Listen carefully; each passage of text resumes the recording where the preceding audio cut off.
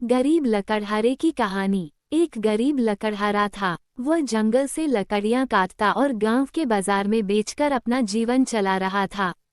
उसे इस काम से सिर्फ इतना ही पैसा मिल पाता था कि वह थोड़े बहुत खाने की व्यवस्था कर सकता था। बहुत परेशानियों में उसका जीवन चल रहा था। इस वजह से वह बहुत दुखी रहता था। एक दिन लकड़हारे के गांव में एक विद्वान संत पहुंचे। संत के दर्शन करने और उनके प्रवचन सुनने के लिए लोग दूर दूर से गांव पहुंच रहे थे। गरीब लकड़हारा भी संत से मिलने पहुंच गया। मौका मिलते ही गरीब व्यक्ति ने अपनी परेशानियां संत को बता दी। उसने संत से कहा कि आप भगवान से पूछिए कि मेरे जीवन में इतनी परेशानियां क्यों हैं।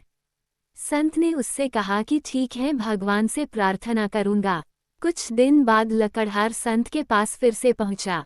संत ने उससे कहा कि भाई, तुम्हारी किस्मत सिर्फ 5 बोरी अनाज ही है, इसीलिए भगवान तुम्हें थोड़ा थोड़ा अन्न दे रहे हैं ताकि तुम्हें जीवन भर खाना मिलता रहे। संत की बात सुनकर लकड़हार अपने घर लौट आया। कुछ दिन बाद वह फिर से संत के पास पहुंचा और बोला कि गुरुजी, आप भगवान से कहो कि मुझे मेरी किस्मत का सारा अनाज एक साथ दे दे। कम से कम एक दिन में भरपेट भोजन करना चाहता हूँ। संत ने कहा कि ठीक है, मैं तुम्हारे लिए प्रार्थना करूंगा।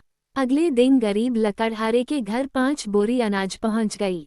उसने सोचा कि संत ने मेरे लिए प्रार्थना की है, इसीलिए भगवान ने मुझे इतना अनाज दे दिया है।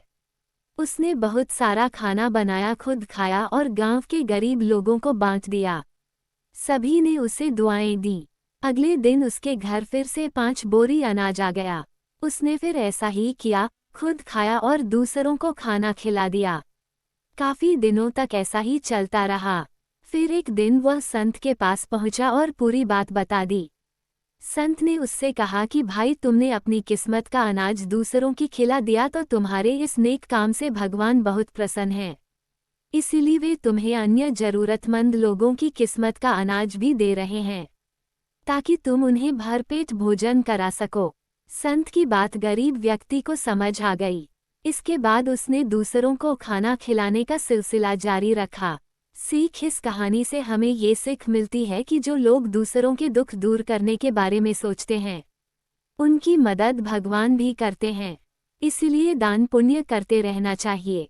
दान करने से हमारा जीवन भी बदल सकता है। धन्यवाद।